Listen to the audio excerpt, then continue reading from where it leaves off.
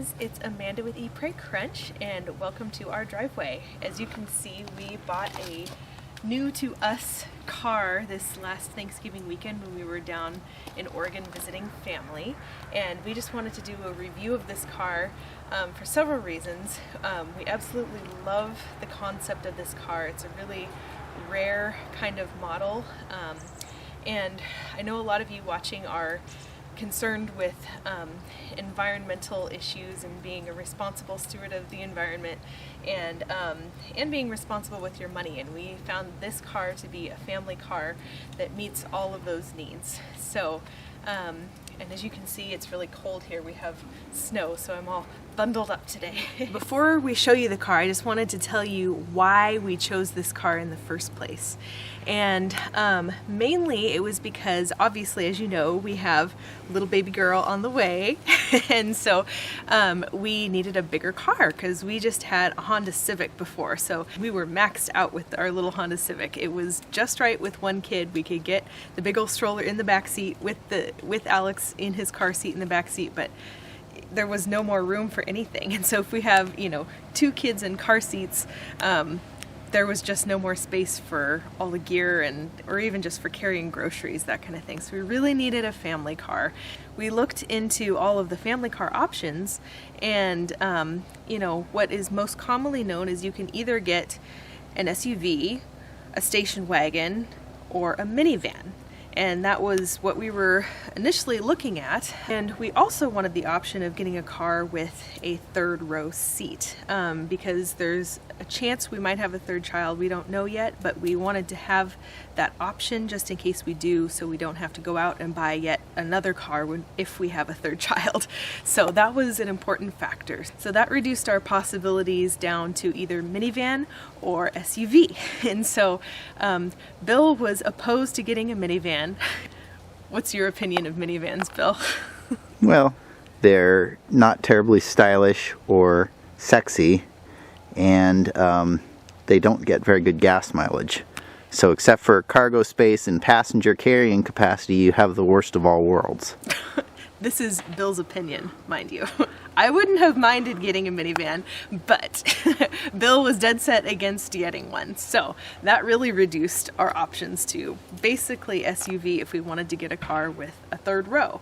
But we really like to have fuel efficient cars. One, because we really don't want to be just throwing all of our money into the gas tank, and it's that much more gas polluting the atmosphere. And so we really wanted to find a car that had good gas mileage and was not a huge gas guzzling SUV, but we needed that third row seat, so we were in a predicament. What were we to do? And we also needed to find something that was within our budget, because our rule of thumb is the only thing that we want to be in debt for is the mortgage on our house. We don't want to have any other kind of debt, no credit card debt, no car payments, nothing. And so we needed to find a car that was within our budget. And so that posed another challenge for us, because there were lots of SUVs that were well outside of our price range of what we could afford to pay cash for. So we really had to do some research and dig deep.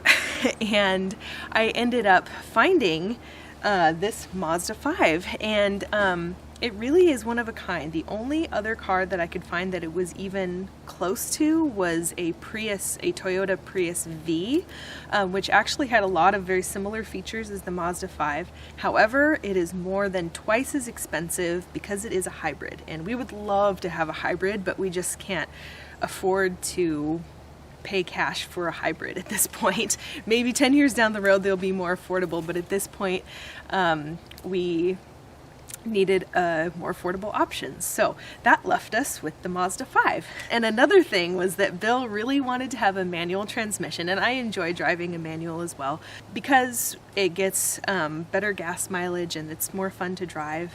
And it's generally a little bit cheaper for repair. If the transmission goes out, it's actually much cheaper to replace a manual transmission than an automatic transmission. So a bunch of reasons we wanted to get a manual. We're kind of European in that way, and that so many people don't know how to drive manuals these days that it's actually a theft deterrent, because auto thieves don't know how to drive them. And so that was actually a bonus for us as well. So we were really holding out, trying to find, you know, a car that had all of these criteria for us, and it was really hard to find. But we found it in the Mazda 5. They have many names for it. It's a crossover of sorts. It's basically a cross between a micro minivan and a large station wagon, basically. And we really like it because, one, it has the fuel economy of a family sedan, basically. So the gas mileage is almost as good as our Civics. Not quite as good, but it's not too bad. I think it's 28 miles per gallon on the highway, and what is it, 21 on city streets. So that's pretty darn good for a family-sized car. And it has an optional third row seat that folds into the back, which will show to you that it can either be cargo space or a third row seat. So that was awesome. And it's the only minivan, even though it's not technically a minivan, but a car of its kind that has a manual transmission. So we finally found our silver bullet, had all the criteria we wanted. Let's take a look at all the features of this car. So first of all, one feature that we really liked, since this is a family car, is that it has a sliding door like a van, which is awesome. When you have little kids, when you're in a tight parking lot, you don't want them dinging other cars and dinging up your door and everything. On both sides of the car, there's a sliding door for the back door on both sides. And as you can see, like, the size of it is really about the size of a large station wagon. If you look at the most recent, like, Subaru Outbacks or, you know, wagons of that type, it's actually about that size. So it's much smaller than a minivan or an SUV. So as you can see, we have Alex's car seat on one side here, and it has two bucket seats. And it's not a bench seat like most station wagons in the back. It's just two bucket seats, and that's kind of like an SUV or a minivan in that way. And it has all sorts of versatile storage options, which is awesome.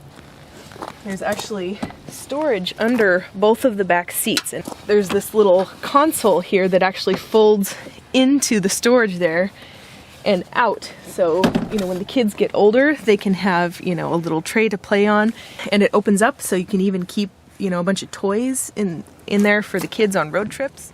All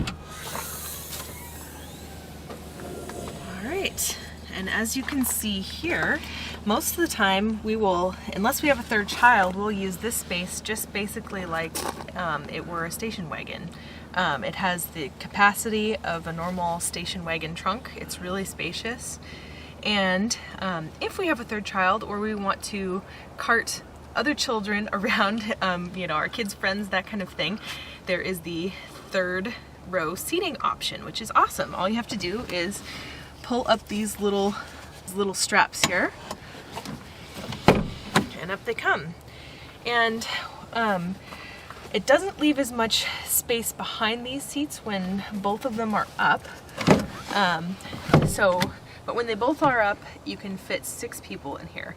But one option is, if you need the extra storage space, is, you know, like if we have 3 kids, then we can just have one of these up and keep one of them down and just use that as trunk space. So it's really perfect for if we were to be a family of 5, and there's really a lot of options for seating and storage. And as you can see, we got the manual transmission that we had been holding out for several months for. It's actually a 6-speed manual transmission, so it's actually pretty fun to drive.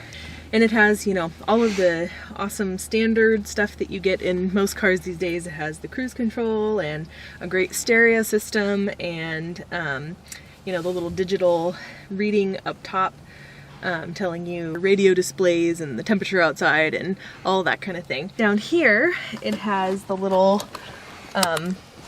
aux input here so that you can plug in your MP3 player there to listen to music, and it also has just the standard power supply there as well. All right, you guys, so that is the review of this car. We absolutely love it. It is perfect. It meets all of our needs. We would highly recommend it for those of you who have 1 to 3 kids. So yeah, we really love it. And we also just think it's aesthetic as well. Bill, was also just opposed to the aesthetic of minivans. He thinks that they're just kind of big and bulky, but he really likes that this is a lot smaller and sleeker. I mean, it's not like a sports car or anything. It's not like, a Jaguar or super sexy car like that. But for a family car, we think it's really nice. And we really like the lines of it and everything. And the nice color inside. It's like a beige-ish color on the inside, which I really like. And just this red color too. Big fan of that shade of red too. So they have lots of nice color options. So we did some research on the Mazda 5 on Consumer Reports, and we were considering getting a little bit earlier year because they started making the Mazda 5 in 2006. But when we looked on Consumer Reports, it actually said that when they did the redone model starting in 2012, they actually worked out some of the glitches that the original model had. There were a few reliability issues, but they fixed all of those in the 2012, 2013, 2014, and beyond models. So it's actually an incredibly reliable car. It had great reviews on Consumer Reports, and so that's why we were looking for a 2012 model or later, and this car is a 2012. In terms of price, it really is an affordable family vehicle. We were looking into the prices of minivans and SUVs, like if you're to get like a Honda Odyssey, Toyota Sienna, or if you're to get like a Honda Pilot or Mazda, what is it, the CX-9 I believe it is, that is a SUV with a third row. The price is more than twice the price of what one of these cars is. You can get a brand new probably at this point 2015 Mazda 5 for around $20,000. And since we got ours used, we got it for less than that. We were able to get it for under $15,000 for a car that is in such fantastic condition and has such incredible reliability.